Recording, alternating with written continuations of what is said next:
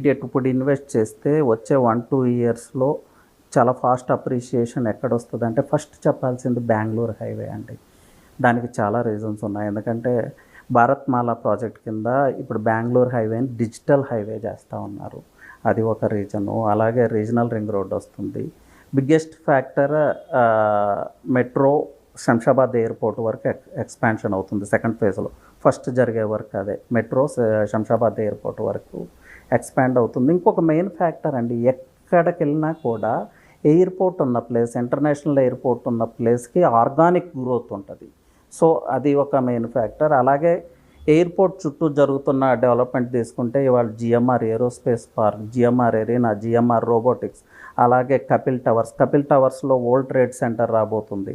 ఇలా చాలా డెవలప్‌మెంట్ జరుగుతూ ఉంది శంషాబాద్ ఆ చుట్టుపక్కల. సో, నా ఉద్దేశంలో తీసుకుంటే ద నెక్స్ట్ వైబ్రెంట్ హైవే